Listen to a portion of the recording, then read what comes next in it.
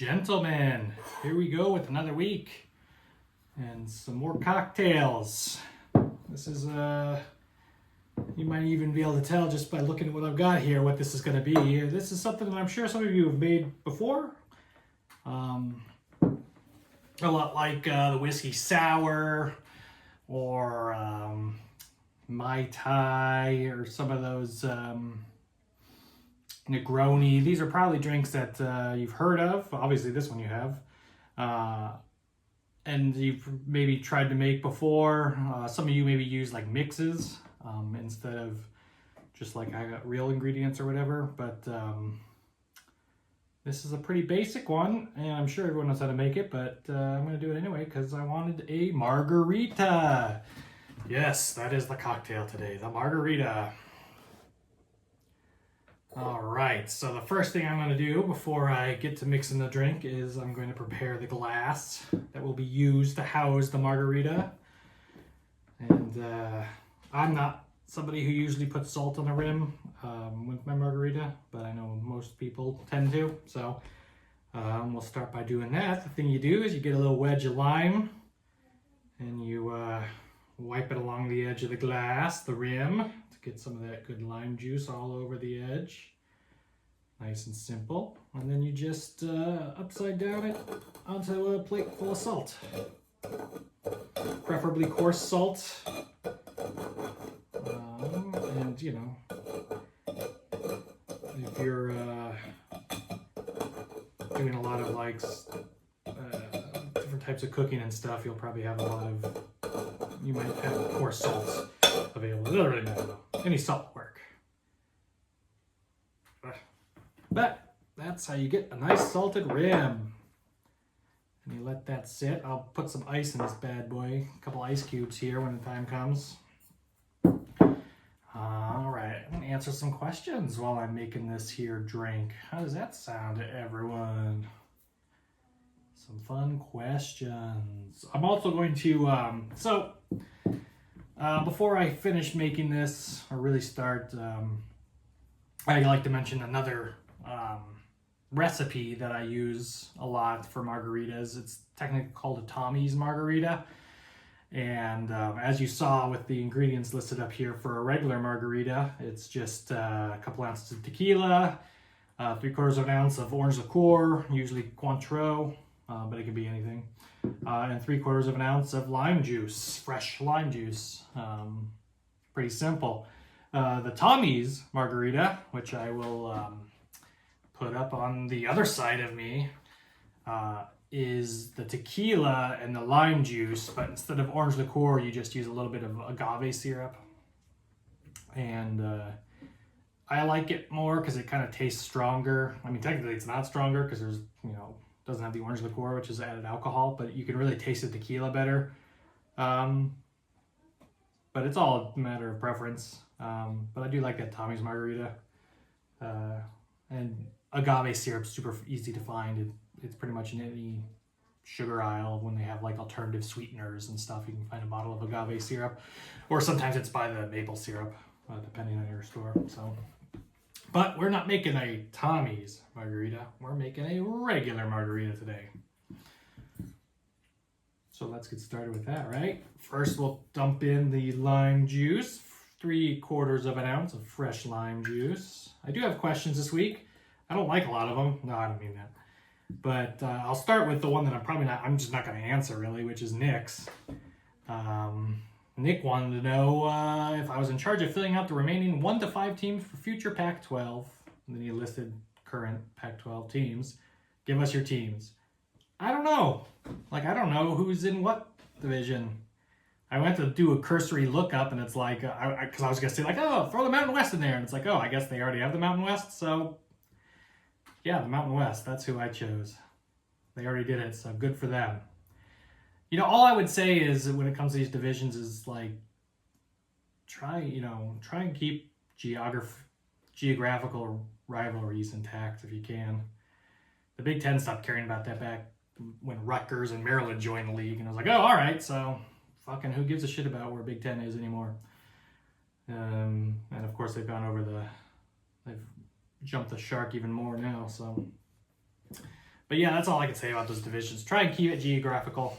And they already did the teams I would have recommended, so there you go. All right, now we're gonna do 3/4 of an ounce of orange liqueur. Oh. I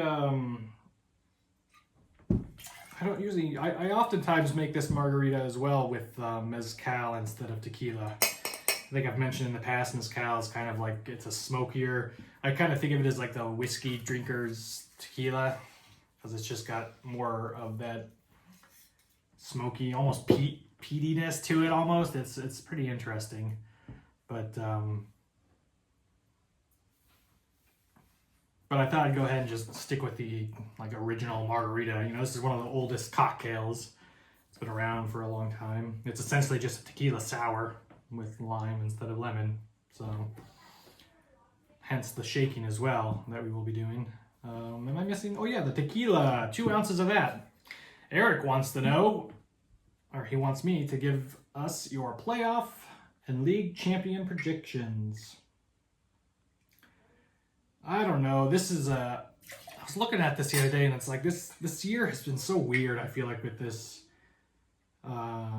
just like, I don't know if it's a lot of parity or it's just a weird, I don't know, weird league where just like you look at the standings, you're like, I don't know, any of these people with a couple of exceptions could win this championship, and it's hard to really throw a dart and figure it out. You know, Casey's got a pretty juggernaut team. I think he's a good bet to win the whole thing.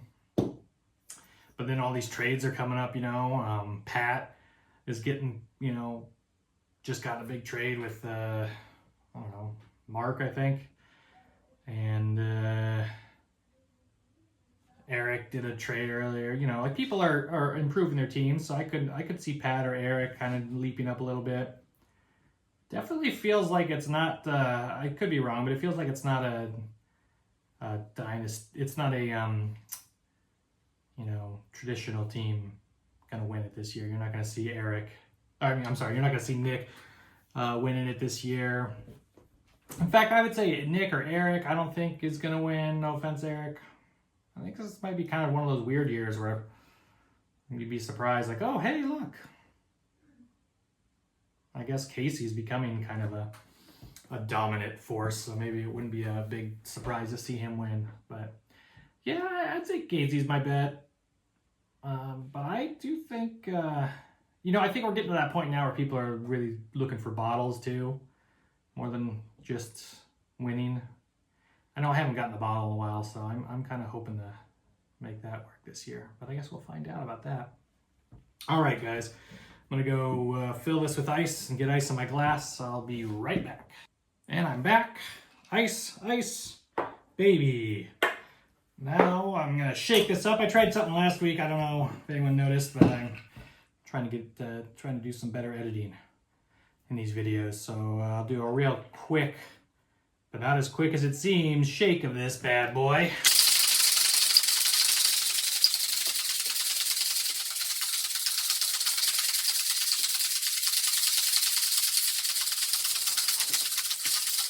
All right, gotten that taken care of. I just realized my hands are very dirty. Working in the garage. All right, so we got that.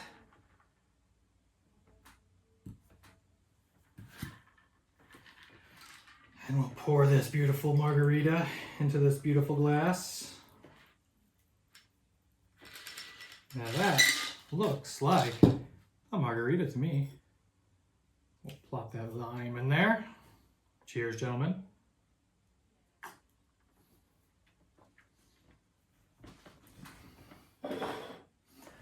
Like I said, I'm sure a lot of you guys have made margaritas. You've probably made it exactly how I just showed you, so, you know, maybe I'm not really showing you guys anything new, but, you know, a lot of people just buy, like, and it's easy, just buy, like, margarita mix, add tequila kind of thing, which is fine, but I really do recommend, like I said, with the sour and the Mai Tai and a lot of those other drinks where you can get just mixes, you know, you can get like old-fashioned mixes too and just add your own whiskey, but generally people like to personalize that. So I think going just a slight extra step to get some actual limes and little bit of curacao or orange liqueur or something. I think it makes it worthwhile. A bartender I was listening to on a podcast mentioned, I found this interesting that like in the culinary world, like even if you're a really good chef, if like somebody's ordering a meal from you like breakfast, they're not gonna like tell the waiter like, I prefer my hollandaise sauce to be this consistency and this flavor and make sure he adds this. Like they just kind of, accept it. Whereas a lot of times when people order drinks at a bar, they have their own little preferences. It's a little bit different, So it's kind of a fun thing about making cocktails, I think, is it can be a lot more personal if you want it to be. So experiment, like I said, use some mezcal, mix different types of tequila. Try that Tommie's Margarita, that's a really good one. So one last question. Brian wants to know if I think the co-manager puts me at a disadvantage this weekend. I would, except it's Brooks and Phil. So no, I don't. Cheers. See you guys next week.